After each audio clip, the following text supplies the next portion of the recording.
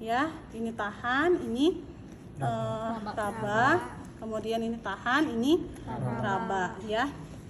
Kemudian kalau sudah gitu tangannya pindah lagi ya. Ini nahan, ini raba, ini apa. Terus ini kita goyangkan ya. Kemudian setelah itu kita pastikan apakah ini sebagian kecil masuknya, ataukah ini tuh setengahnya sejajar, ataukah ini sebagian besar ya masuknya. Oke, setelah itu barulah kita lakukan pemeriksaan DJJ ya. Memeriksa DJJ, kalian berpatokannya ke mana? Jantung tuh di mana? Di kiri. Kalau di sini sih mau kiri kanan nggak masalah ya. Di sini tuh di punggung ya. Jadi kalian patokannya cari punggung pasien di mana? Ya, di kanan atau di kiri. Ini kuadran tuh kita bagi ada 4 kuadran. Ada kanan atas, kiri atas, kanan bawah, kiri bawah. Sepakat ya, ini kanan, ini kiri ya. Tadi posisinya puka tuh berarti dia di kanan ya. Dan ini umbilikus. Nah, kalau tadi posisinya puka berarti nyimpen Dopplernya di mana? Di kanan, di kiri? Di kanan. Di kanan ya. Jadi nyimpennya tuh di kanan. Kalau misalnya dia puki, nyimpennya di kiri. Nah, kalau misalnya ternyata tadi hasilnya tuh dianya kan kanan tuh ada atas ada bawah, nyimpennya di mana? Di bawah. Jadi, kalau dianya belum masuk PAP, ya Leopold 3-nya belum masuk PAP, dari sejajar ini ditarik ke kiri, nyimpennya di sini. Ya, kan ini belum masuk PAP nih. Tapi kalau misalnya ininya udah makin turun, udah masuk PAP, dari ini turun ke bawah. Karena dia kan makin ke dalam. Kayak jadi nyimpennya di sini, di kanan bawah. Kalau dia sudah mau melahirkan, ini makin muter, makin dekat, nyimpennya di atas simfisis pubis. Jadi beda ya. Tidak selalu di atas atau tidak selalu di tengah, tergantung dari perkembangan janinnya posisinya ya.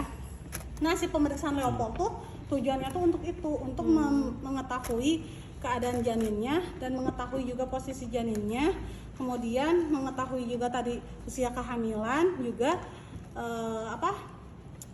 DJJ-nya ya, denyut jantung janin. Ini saya punya Doppler. Jadi kalau pakai Doppler itu kalian tempelin si gelnya ke ini ya tempatnya. Jadi jangan ke perut, apalagi yang sampai kemana-mana gitu ya. Udah kayak bikin martabak gitu diolesin. Terus tadi ceritanya di mana? Di tengah Ya. Misalnya belum masuk PAP ya. Kalau belum masuk PAP berarti di umbilikus, ditarik ke simpan di sini ya. Terus ini kita nyalakan dengan cara ditekan on off-nya ya. Kemudian nanti di sini kita tunggu dulu, kita nanti lihat hasilnya di sini ya. Kalau ini harus 1 menit full nggak? Enggak ya. 1 menit. Enggak kalau yang ini. Kalau misalnya yang monoaural wajib 1 menit. Ini misalnya nanti mah nggak disimpan di perut ibu ya. Ini mah kan biar kelihatan sama kalian. Ya, jadi kurang lebih bunyinya tuh kayak pelana kuda ya. Nanti kalian boleh googling di internet bunyi DJJ itu seperti apa.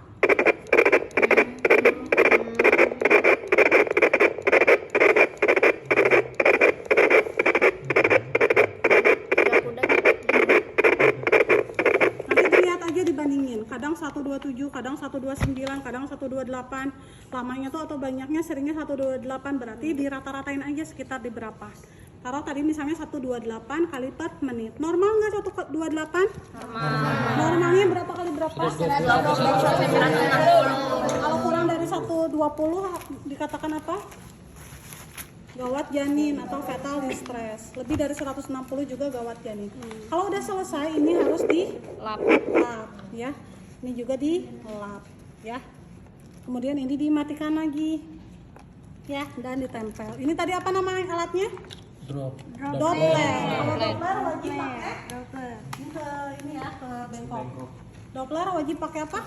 Gel. Dan bawa tisu juga. Ini apa namanya? Linex. Kalau Linex atau monoaural, nah ini tidak menggunakan gel atau tidak menggunakan tisu. Sama fungsinya untuk mengetahui frekuensi DJJ-nya. Ya. Oh ya tadi lupa. DJJ itu selain frekuensinya juga dilihat teratur atau tidaknya. Teratur itu nama lainnya reguler, kalau tidak teratur irregular. Ya. Yang normal tuh berarti yang tadi rentangnya di 120 sampai 160 dan kondisinya reguler.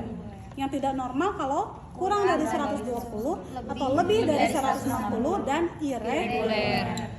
Nah, kalau ini monoaural atau linek, tadi sama.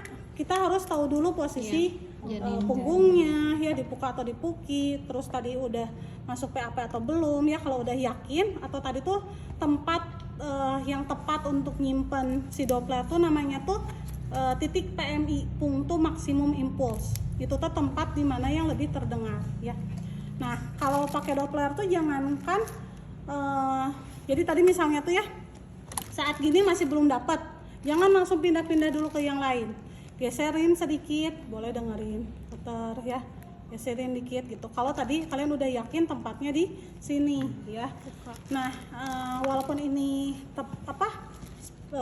sensitif, tapi nggak bisa sampai menjangkau ke yang lain ya. Kalau kalian simpennya di bokongnya ya tetap aja nggak kedengeran. Jadi tadi DJJ-nya harus Leopoldnya harus tepat ya. Nah, kalau yang ini lebih-lebih, ini tuh butuh jam terbang. Semakin sering menggunakannya, semakin pengalamannya udah fasih menggunakan ini, maka ini akan sensitivitas telinga kitanya akan lebih mudah mendengar ya. Kalau kitanya lagi budek gitu ya, lagi pakai headset, nah itu kan nggak akan kedengaran. Jadi ini caranya, ini kayak gelas gini, ini simpen gini, terus kita dengarkan, ngelihatnya jangan so sweet gitu ya, hadap-hadapan, malah takutnya nggak konsen. Kita karena nanti mau menghitung, jadi kita simpannya di sini, telinga kita tempelin dengan yang ujung ini ya, namanya ini monoaural. Kemudian tangan si ibu, jarinya kita raba, Bu boleh pinjam tangannya, saya sambil ukur nadi ibu ya. Nah, kita raba, kita palpasi, kita bandingkan. Harusnya yang kalau kita yakin ini tuh DJJ, denyut jantung janin, harusnya ini lebih cepat atau lebih pelan dari nadi kita, dari nadi si ibu. Lebih cepat karena normalnya DJJ itu 120 sampai 160, sedangkan normalnya heart rate orang manusia dewasa 60 sampai 100. Jadi pada saat ternyata didengarkan itu ininya tuh ini lebih pelan daripada yang kita dengar, itu kita sudah tepat nyimpennya, dan ini tuh berarti sudah tepat ini DJJ. Tetapi kalau ini tuh sama aja, berarti itu tuh memungkinkan bukan DJJ yang kita dengarkan, tetapi nadi aorta ya. Bahkan si bising usus pun kerekam di sini. Maka dari itu tadi harus tahu spesifik bunyinya DJJ itu yang seperti apa ya, kayak pelana kuda. Nah, caranya tadi gini, ditempelin ini. Kalau yang ini wajib 1 menit full ya. Kalau ternyata udah diraba, udah yakin ini tuh lebih lebih cepat, ini lebih cepat daripada nadi, berarti kita lepasin aja, nggak usah dipegang. Kita lihat jam, kita dengarkan selama 1 menit full ya, dan dipastikan reguler atau irregular. Kalau udah selesai, ini kita simpan lagi, kita sampaikan hasilnya. Baik Bu, tadi setelah hasil pemeriksaan di perut, alhamdulillah ya, posisi janin ibunya dalam kondisi baik. Tadi kepalanya juga sudah mulai turun ke bawah, kemudian pergerakannya juga cukup aktif ya. Terus tadi denyut jantung janinnya juga normal ya. Kalau sudah selesai, nanti kita lihat ya. Jadi sebaiknya sambil disediain juga kapas cebok atau kapas DTT ya. Jadi ada kapas pakai air DTT. Jadi kalau misalnya pasiennya ada keputihan, nanti bisa sekaligus dibersihin. Yang kita lihat kondisinya apa aja, kebersihannya. Kan kadang kalau cuma dilihat nggak dibuka kan takutnya kotor ya. Jadi tetap kita harus itu dilihat kebersihannya. Kemudian ada pengeluaran cairan pervaginam atau tidak, perdarahan ya. Kemudian ada varises atau tidak di vaginanya. Kemudian ada bengkak atau tidak vulvanya, misalnya kayak gitu ya.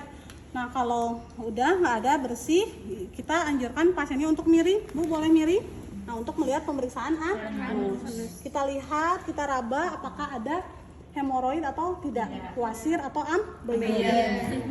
Bu tidak ada ya, tidak ada wasir atau ambeien, boleh di posisi semula. Kemudian kita handscoon-nya buang, simpan lagi ya. Baik Bu, tindakannya sudah selesai, boleh dilurusan lagi kakinya, celananya boleh dipakai lagi. Saya bantu ya. Nah, kalau sudah kita sambil rapikan pasiennya ya, sambil dirapikan pasiennya kita mau terminasi. Baik Bu, secara keseluruhan tindakan pemeriksaan